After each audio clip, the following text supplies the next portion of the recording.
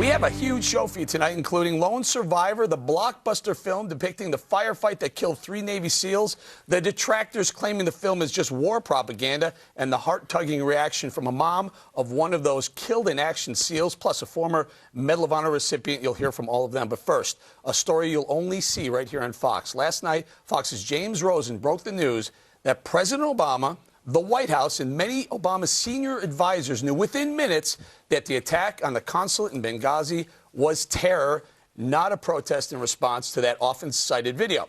Here's how it went down the night of September 11th, 2012. 9:42 p.m. Benghazi time. Benghazi consulate gets attacked. Within 18 minutes, General Dempsey and Secretary of Defense Leon Panetta were told by General Ham about the attack, again, underlining attack, not protest. Within an hour, 11 p.m., there was a meeting with President Obama, General Dempsey, and Secretary of Defense Leon Panetta. So Obama's made aware of that at 11 p.m. Benghazi time. 1:45 a.m., Ambassador Stevens is declared dead. 2 hours and 15 minutes later, Woods and Doherty are declared dead as well. 10 a.m., the bodies of Ambassador Stevens, Sean Smith, Tyrone Woods, and Glenn Doherty are flown from Benghazi to Andrews Air Force Base. Jay Carney was asked about the new revelations in the briefing room just a few hours ago. For many days after the president, but you specifically at that podium, said we did not know whether it was a terror attack. Why, if these military leaders testified to Capitol Hill that they knew it was an attack, almost immediately, why did you continue? Of course it was an attack. The facility was attacked. Right, there was never any doubt about, come on, Ed. I mean, I know there's a desire here to color outside the lines, but this is just not factual. Coloring outside the lines. Listen to a few in the Obama administration coloring way outside the lines, given what we now know from General Ham's damning testimony. Listen. Let's be clear. These protests were in reaction to a video that had spread to the region. We have no information to suggest that it was a pre-planned attack. We've seen rage and violence directed at American embassies over an awful internet video that we had nothing to do with. What sparked the recent violence was the airing on the internet of a very hateful, very offensive video. All right, KG, let's do ladies first. KG, the most offensive one for me was when Hillary Clinton at Andrews Air Force Base with the 4 caskets behind her went ahead and blamed the video, knowing very well at that moment that it had nothing to do with the video. And it was, in fact, an attack. Now we have proof. Well, this is damning information. And I just want to know, how many lies do you have to take to be a gold member of the Liars Club? Because all of those people that you just showed, one lie after the next, have a very loose relationship with the truth. They don't care, despite facts and information that they had at their disposal at the time this happened, and they sold lies to the American people, and it's shameful because American blood was spilled, and it's what we've been saying from the beginning on this program. You know, General Ham testified under oath to Congress that it was 18 minutes after the attack started that Leon Panetta and General Dempsey were notified. That's right. And we just saw Hillary Clinton state misinformation. It looks like her State Department had it right. So as you mentioned, Eric, just minutes after, the State Department Operations Center said that it was a terror attack, and then moments later they said that it was Ansar al-Sharia. We know that General Petraeus at the time, he had a memo that said that it was al-Qaeda linked.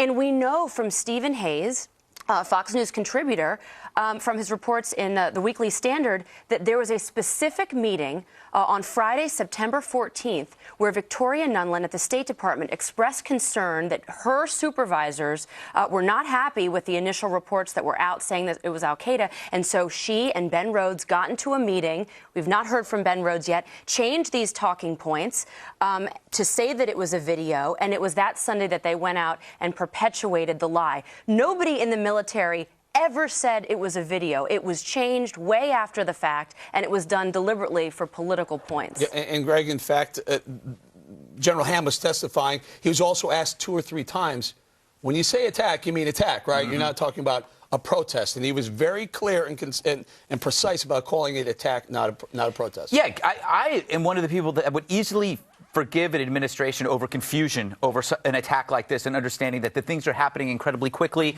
and there's no nefarious things going on.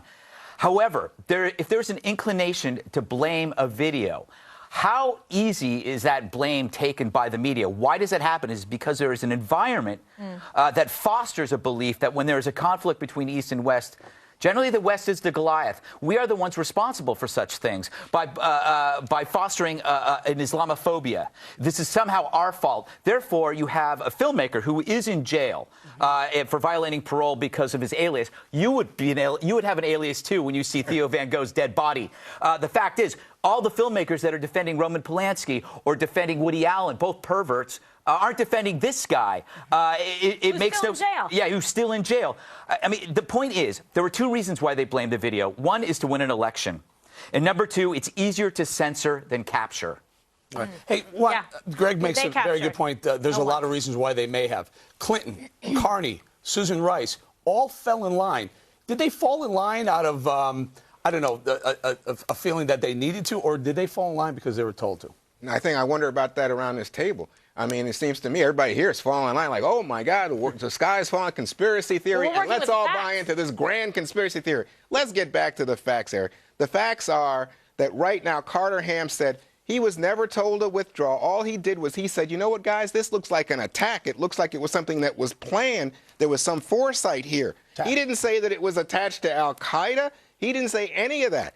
He didn't say a word like that. But when he was pressed, they specifically said, General Ham, was it a protest? Did it look like a protest? Did you ever even mention protest? And he said, absolutely not. No, he's talking specifically about Benghazi. Remember that the video did spark mass protests in places like Tunisia, in Egypt. There were real protests in response to the video. Point is that he distinguished let me finish. General Ham then goes on to say, American intelligence did not suggest there was any imminent threat of an attack coming in Benghazi, so he wasn't on guard against it.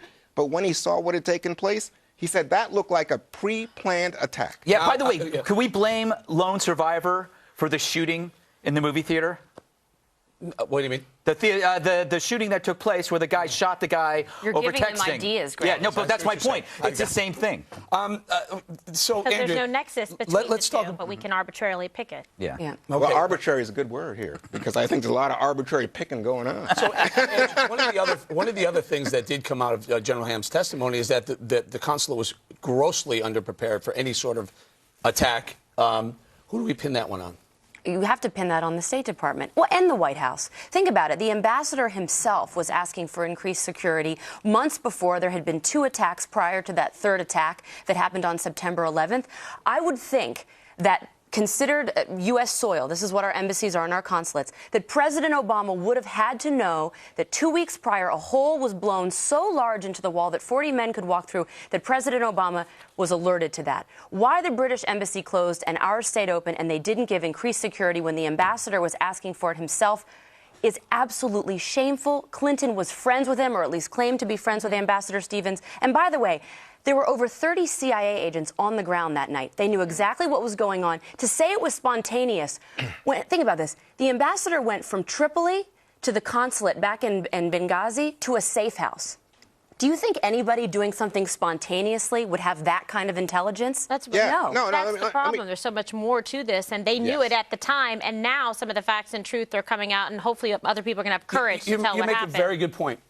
James Rosen is going to break some more details tonight at 6 o'clock on Special Report, and he's going to focus in on what the White House knew. So all this they didn't know or what they understood was accurate. We have to be careful because there's a lot more coming out in about 50 minutes. Well, I'm all for it. Bring it all. I mean, I say lay it all on the table. Look, there have been extensive hearings.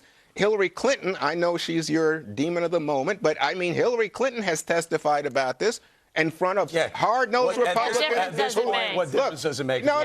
Hey, but they asked her hard questions, and she testified. Let me just say, Representative Roby, a Republican on the House Armed Services Committee, she said, look, no one was held back. Nothing happened here that you would say, oh, scandal. No, that was a different topic, Juan. No, that was when she was asked, were there assets available to help them afterwards? Remember, one conspiracy theory was, the military was held back. They weren't allowed to go. Let's be fair. This topic was whether or not the White House knew it was an attack or not in advance. That's separate from whether... Attack is not conspiracy by al-Qaeda, who attacked us on 9/11. Well, we don't know.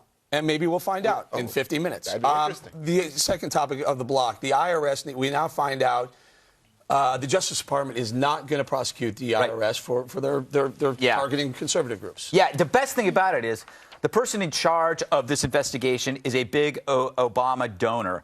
Apparently, Michelle was busy and they couldn't track down Oprah. Clooney was doing a film. Bo the dog, they couldn't find him. Perhaps he was eaten. The IRS case is the equivalent of a corrupt cop blocking a crime scene and saying, nothing to see here. The White House makes the mob look like the Teletubbies. The Obama administration will go down as the anything goes administration, mainly because the media lets them get away with everything. They're as submissive as a blind hooker. Wow. Very nice. Bring it around. I would say this is the political equivalent of defining deviancy down, right? The Justice Department has gone after whether or not Roger Clemens took steroids, and they won't go after this. It's absolutely shameful. And by the way, this woman, this donor that Greg mentioned, didn't even bother for 7 months to talk to the victims.